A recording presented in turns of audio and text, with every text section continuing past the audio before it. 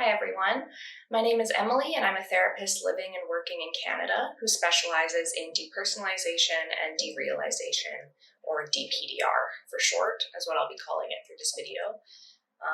This video is meant to give some intro information about depersonalization and derealization and to give some resources. I know there are very few resources and very little knowledge about DPDR in mainstream public spaces, so I wanted to offer some guidance and some tools that I've learned along the way throughout my time working with this. So this video goes along with a blog post that I wrote on my website that's in the video description, but this video is meant to be a shorter summary. The post is kind of a compilation of the theory and background behind depersonalization and derealization, and this video is meant to focus on practical pieces a little bit more.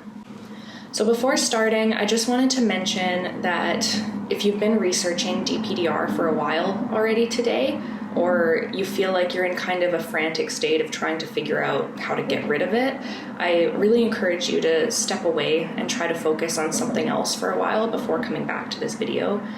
This will make more sense later in the video when I talk about what keeps DPDR episodes going, but I just say this because being in this kind of state, this kind of frantic state of desperately trying to get rid of it is one of those things. It's one of the main things that keeps episodes going. So if you're in that spot, I really encourage you to step away and come back later.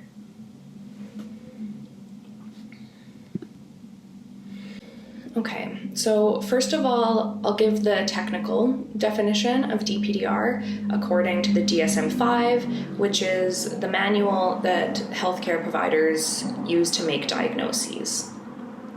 So both depersonalization and derealization disorder are classified as dissociative disorders, which broadly are a group of disorders that involve a disconnection and a lack of continuity between thoughts, memories, surroundings, actions, and identity.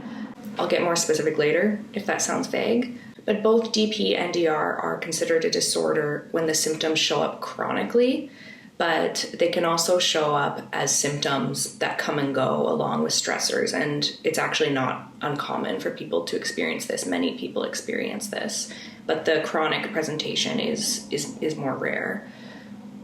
So depersonalization in the manual is defined as experiences of unreality, detachment, or being an outside observer with respect to one's thoughts, feelings, sensations, body, or actions. Examples of this are perceptual alterations, distorted sense of time, unreal or absent self, and emotional or physical numbing. So that's the technical definition, but self-reports around what the experience of depersonalization is are that a lot of people say it feels like being a robot, separate from themselves, or often there's descriptions of feeling like your head is full of wool, like your head is full of cotton wool. Another image that comes up quite a bit is kind of the sense of being in the back of your head and watching your own body live separately from your own consciousness. So that's depersonalization, and derealization in the manual is defined as experiences of unreality or detachment with respect to surroundings, examples being individuals or objects are experienced as unreal, dreamlike, foggy, lifeless, or visually distorted. Self-reports for what this feels like involve descriptions of surroundings feel kind of painted or not natural or two-dimensional, just the outside world seeming unreal and just visually off in some way. So basically, depersonalization involves the sense that the self isn't real or that you don't exist, and derealization involves the sense that the outside world is not real. Sometimes both are experienced together, and it can be quite hard to distinguish which is which. So if that's your experience, that's quite normal. So like I mentioned before at the beginning, it's pretty common for people going through one of these experiences to have researched it a lot on the internet already. There's lots of reasons for this. One of them is that there's hardly any visibility for DPDR in general public spaces, so unfortunately many people have no clue what's happening when they go through it, and it can take quite a while to find language to really describe it. It can also be viscerally terrifying. So trying to find out what's wrong, and how to get rid of it as quickly as possible is a common experience. And it's an emotional response that's totally understandable, given what it's like going through this. So I'm going to get into the background a bit now. But before I do, I just want to mention that everyone experiences DPDR differently, and the roots underlying the experiences are different for everyone. So if the information that I'm giving doesn't relate to you, just take it with a grain of salt. And if there's a conflict between what I'm saying and what you know you're experiencing, go with yourself. Okay, so first of all, talking about where DPDR comes from. So put very simply, it happens essentially because our body and our nervous system becomes overwhelmed with stress in one way or another. So DPDR specifically is tied to the freeze response to threat, which basically means that when we're faced with a dangerous situation, our bodies and our nervous systems respond through either fight, flight, freeze, or fawn mode. And our bodies do this to protect ourselves from the threat that is happening. So the freeze response specifically is tied to the ancient strategy of playing dead, so a predator would go away. And because DPDR is tied to the freeze response, if you're going through this experience, it's because, in some sense, your body perceived a type of threat that was overwhelming and responded through detachment to protect you. And some of the most common factors tied to DPDR episodes are emotional abuse and prolonged periods of severe stress or anxiety. So some people can feel confused because their episodes seemingly come out of nowhere, and when they hear about this freeze response to a threat, it can be confusing because they think, well, there wasn't anything visibly intense that happened that caused this reaction. And that's usually what comes to mind when people think of trauma responses, is something quite huge and obviously severe. But the way that our bodies experience, process, and struggle to process stress and perceived threats is highly subjective. So sometimes what happens is that stress and anxiety can build up in our bodies over time, and at a point that can seem random, our body has had enough and it goes into this detached state. It's also quite common for episodes of DPDR to be triggered by substances, especially marijuana. This one comes up quite a bit. So people who use marijuana are more likely to enter an episode after they use, if they have a prior history of an anxiety disorder. So, for example, panic disorder or social phobia. Sometimes the DPDR response comes on because of anxiety or a sense of terror that's accessed during the high. So, a sense of fear during a bad trip. And this fear is experienced traumatically by the body. So then DPDR comes on as that kind of detached reaction to protect yourself. Sometimes it's not associated with panic, however, so this suggests that cannabis may be directly tied to DPDR on its own without anxiety coming into the picture.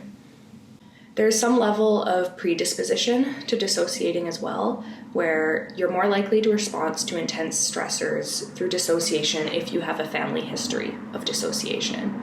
So this doesn't mean that you will definitely experience dissociation if a family member does. It just means that if you're in a situation that your body perceives as stressful enough, you're more likely to respond through dissociation, but it's not definitely going to happen. And one of the most important things to remember is that DPDR does not mean that you have brain damage or that you can't come out of the episode. So many people who experience this symptom, even chronically, do come out of their episodes. And even in the cases when they don't, it is very, very possible to experience less distress associated with this and to live a very meaningful life still.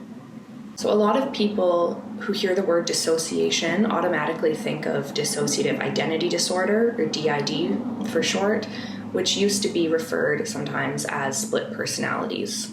And few people know about the full spectrum that is dissociation. So DPDR can be experienced as part of DID, but is not necessarily. And the mechanism through which dissociated identities form, which is formally called structural dissociation, is quite different from DPDR. So as I said before, DPDR is a visceral sense of detachment and unreality from self and or others. Structural dissociation occurs when someone is exposed to severe and chronic trauma from a very early age, at the same time that their concept of personality is forming. So in these cases, their sense of personality develops in a fragmented way, where two or more personalities are experienced as separate from each other. With DID, there's also some presence of amnesia and unawareness between these parts or personalities. This happens so the person does not have to feel the full weight of their trauma, because the part of themselves that experienced the trauma can become compartmentalized, so to speak, and seem to exist separately from one or more of the other parts or personalities. And sometimes this experience does involve a sense of depersonalization. For example, a sense of, I know this happened, but it feels like it happened to somebody else, or a lack of knowledge altogether about an incident, and a general sense of fogginess that involves the experience of depersonalization or derealization. DPDR that is tied to anxiety and not structural dissociation does not involve amnesia or this same complexity of internal compartmentalization, although memory can still be fuzzy and spotty. So there are similarities between these experiences of dissociation and also differences, and both presentations have different approaches to treatment and recovery. Okay, so because people who experience DPDR, especially when it's seemingly out of nowhere, can fall into a lot of fear about having other disorders, I just wanted to share a few things. Firstly, DPDR is not psychosis or schizophrenia. So sometimes people who do experience psychosis and schizophrenia, again, can experience DPDR as part of their symptoms, but DPDR is not automatically tied to these. The difference is, those who experience a true break from reality, as in the cases of psychosis and schizophrenia, do not know what is real and what is not. And one of the things that makes DPDR so distressing is there is a knowledge of what's real and what isn't, but the world or ourselves still feels unreal. So if you're aware of this confusing tension, enough to look up this video to make sense of the conflicting experience, chances are you are connected to reality and your experience is not tied to psychosis or schizophrenia. And experiencing DPDR does not mean you are losing your mind. I just say this because it's a very common fear associated with the experience. So the fear of DPDR that I was talking about at the beginning of the video has been found to be the main thing that keeps episodes going, as well as the hypervigilance tied to that fear of the experience. So in my therapeutic work, I call this hyperreflection, which was a term coined by Viktor Frankl that he described as someone being so attentive to an issue that their attention affects their life and actually exacerbates the issue.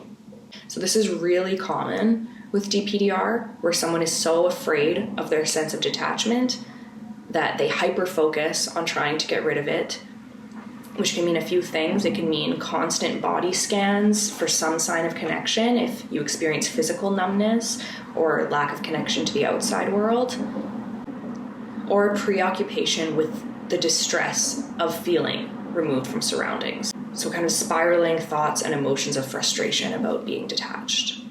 So it's really important that I frame coping with this hyper-reflection in a way that isn't invalidating to these emotions and fear, and it's really vital that you do not suppress these emotions either. Because of course, being frustrated, afraid, angry, and sad about feeling disconnected in whichever way you experience that disconnection makes sense, and it is in fact healthy to feel and express that. But sometimes these constant attempts to connect can become obsessive and can draw us further into ourselves when what we really need is to step out of ourselves in gradual and safe steps. It sounds paradoxical, or it may sound paradoxical, but stepping out of ourselves can actually help us know ourselves more deeply later.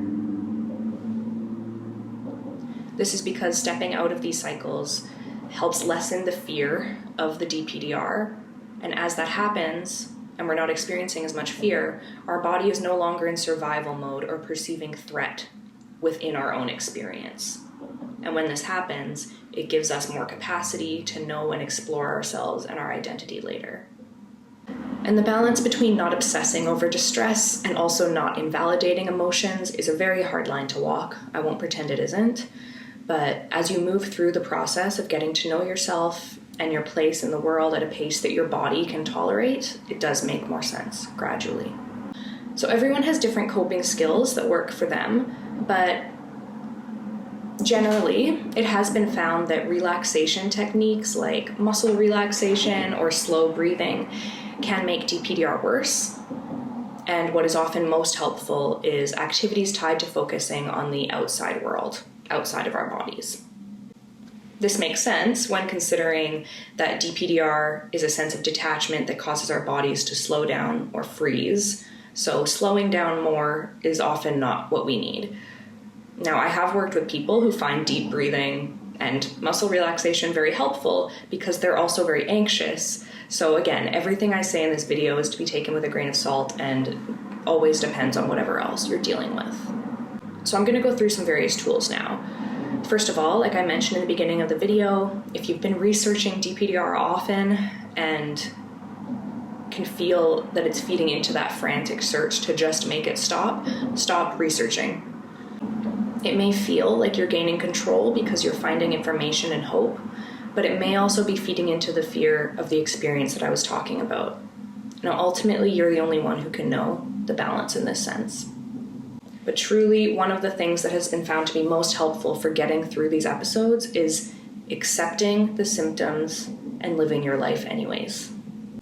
Trust me, it's not beyond me how difficult this idea is, even if it sounds simple on paper, but it is vital. This can be a slow process, so be patient with yourself and give yourself grace as you move in this direction. And I'll talk about some specific tools that you can use to help guide this journey now. So if you find yourself doing consistent body scans for some sign of connection and then become frustrated and scared about the lack of connection, it's probably best to focus on grounding tools. So grounding means noticing and naming things in your surroundings outside of yourself. And now, while you're doing this and you're focusing on objects outside of yourself, if natural body sensations come up, that's wonderful, because being able to sit with body sensations and experience them is the eventual goal. But if you're detached right now, you're not there yet, and it's important to accept that and just focus on the outside. I put a guided activity worksheet for this on my website, and there's a whole description on how to use it in my blog post, so I won't go into that now. But a tool like this may be helpful if you're someone who needs more structure and are having a hard time finding an internal sense of motivation to start grounding in the outside world. Now, fundamentally, DPDR is a state of disconnection, and different people experience disconnection in different ways.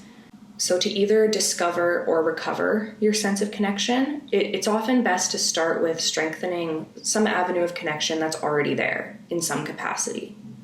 And if you truly feel like there's none at all, the grounding worksheet on my website addresses that by encouraging you to go to a place that you have felt connected to in the past, or even feel some kind of abstract sense of connection to, even if it's not physical yet. So if you mainly experience depersonalization, and you do feel a sense of connection to the outside world, but not yourself, do what you can to continue engaging with your surroundings and doing so despite feeling disconnected from yourself. Some examples of doing this are through creative projects, walking in nature, or anything that makes sense to you depending on what you find meaningful. The idea behind this is that pursuing avenues of self-expression will gradually set the stage for your reconnection to yourself, even if it feels contrived at first. And if this sounds like BS, I'll just say this: your body wants to feel in connection with yourself and your surroundings. It's how we're wired. The thing is, your body is confused if it's constantly perceiving threat, so you have to do the work of consistently reminding yourself that connection is safe, both within yourself and in aspects of your surroundings that you have control over and where you can build safety. And if you experience mainly derealization and do feel connected to yourself but not your surroundings, then similarly engage with that connection to yourself despite feeling like your surroundings are unreal. This can mean physical activity if you feel connected to your body, or body awareness exercises, and paying particular mind to your sensations. In the same way, over time, your body and your mind may help build that bridge of connection between yourself and the outside. Now, connecting to sensations can sound vague and kind of foreign, I know, so I also included a list of words that can be used to describe body sensations on my website in that same blog post. The main key is not to intellectualize body sensations, and it's okay if they don't make sense in how you describe them. Again, only work on your connection to body sensations as long as it's not feeding into an anxiety cycle or obsessive body monitoring. If it feels safe and like sensations are helping emotions move through your body, then it's likely healing. And body connection can be and often is uncomfortable, but it should be tolerable and involve a sense of moving through you rather than in anxious circles. Exploring personal values can also be very helpful in this process, and it can be woven into any of the suggestions that I just gave. And this is because it's more likely to feel a benefit from a practice if it ties into something that matters to you or that holds meaning in your life. So put simply, values are principles that drive your behaviors and motivations. They can come from personal, independent experiences and lessons, and community and culture and the roots of the way you grew up and where you came from. This is another thing that I know can sound kind of vague and abstract, so I put a checklist in the description that will help you narrow down which values are most important to you.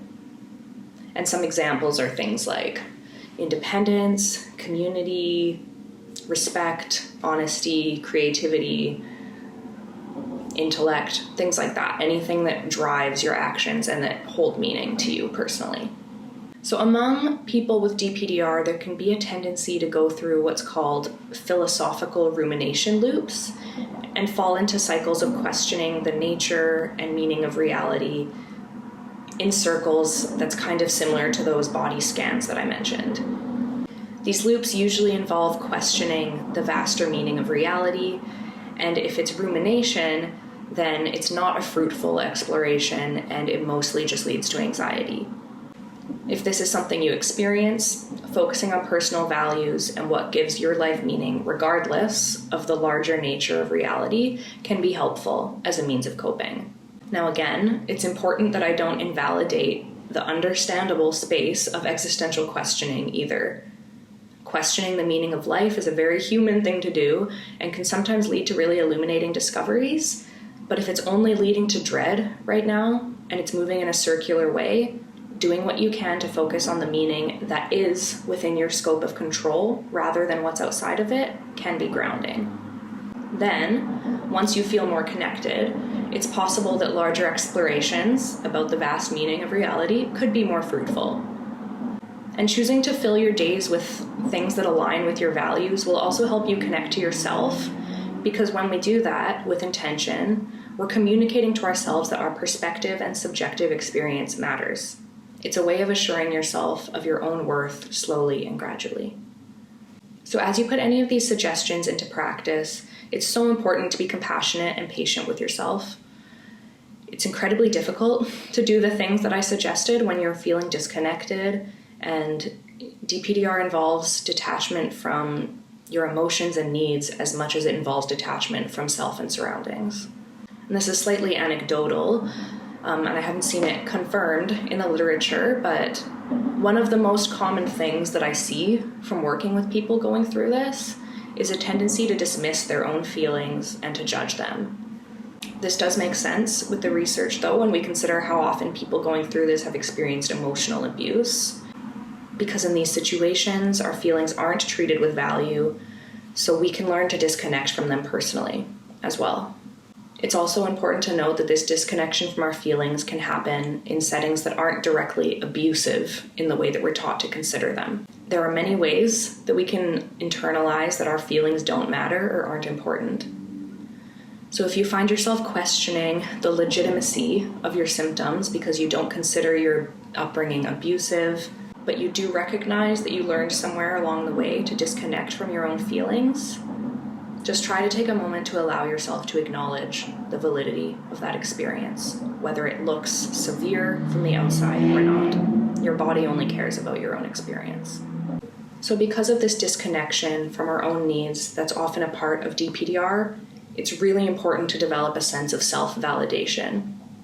So if you catch yourself beginning to feel a reaction or emotion and notice that you're telling yourself to ignore it, that it doesn't matter, or that you shouldn't feel that way, try your best to slow down and give space to that feeling and give yourself the reassurance that you would give to someone you love who's going through the similar emotion. Christina Neff has some wonderful self-compassion journaling exercises if you're needing solid tools for developing this, so I'll put that in the video description too. So I wanted to give some tools that you can practice yourself, which is what I have been giving in this video. But if you're able, having a professional and or community help you contain this process is so important. I went over some background to give some starting points, but often it is helpful or necessary to process the roots beneath your dissociation, and this is something that can't be done in isolation.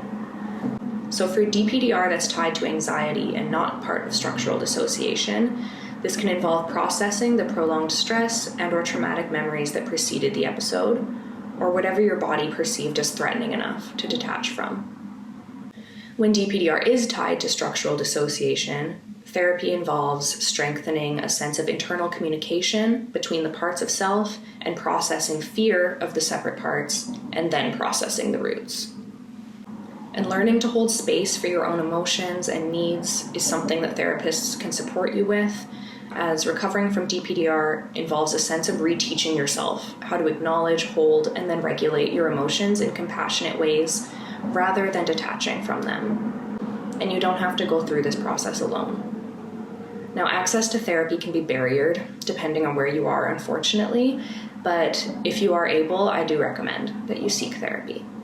So if you can, and if you're able to find someone who advertises specific knowledge in DPDR, that's wonderful. Virtual therapy has also opened more access in this sense, since therapists can see clients outside of their own towns and cities, and even countries sometimes. So if you find someone who specializes in DPDR but they're not in your city, it's still worth reaching out because they still may be able to help you. From what I've seen, specific specialization in DPDR is quite rare, but there are some types of therapy that provide specific training in dissociation that you may just not know about. So I'm going to talk about some keywords that you can look into now. So the first is EMDR therapy. From the trainings that I've attended throughout my career, I've seen the most knowledge about DPDR in trauma trainings, particularly EMDR.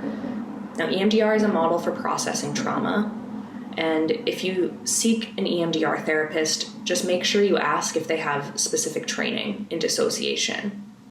EMDR can be very helpful with dissociation, but it requires specific training, and if therapists don't have that, it can be harmful, unfortunately. Most therapists offer a free consultation, so even if they don't advertise that they do, ask for it, just in case. And the next is CBT therapy.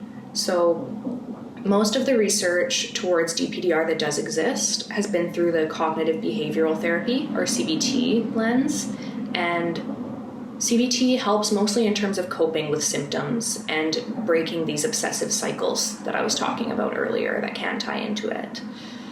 So even if you're not able to find a DPDR specialist in your area, if you're looking for help coping right now, primarily over processing the roots, you can reach out to someone with CBT training and describe the cycles that you're struggling with. It's also important to note that roots beneath your DPDR and some of those memories that need processing, like I talked about, cannot be processed until coping skills and a sense of grounding has been established in some capacity. So peer support is so powerful as well. I find especially with DPDR, which has next to no visibility in public spaces, simply knowing and really seeing that you're not the only one going through this can be very powerful. Unreal is an organization that raises awareness and creates resources for DPDR in London, England, and they run a monthly peer-led free group in UK time zones, of course. So for this group, each month has a different theme. Examples are acceptance of DPDR, coping tools, the experience of DPDR within specific marginalized populations, etc. And to access this group, you just need to sign up for Unreal's mailing list. Again, I put the link in the video description, and they will email you the theme beforehand. And if you resonate with it, then you can sign up and reserve a spot. So I know I offered some of my own tools in this video, but there's so many aspects to DPDR, and these are just some of them. Dr. Elaine Hunter is the leading specialist in this field, and she has a book of information as well as CBT-based coping skills, which I also recommend if you're looking for more information. This book is called Overcoming Depersonalization and Feelings of Unreality, a self-help guide using cognitive behavioral techniques. This book does involve the experience of derealization as well, even if it's not in the title. So I hope you got something out of this video that really just scratches the surface of so many areas of DPDR that can be gone into in much more depth. But I hope that this helps you along your journey of getting to know yourself and recovering in the ways that suit you. Thanks.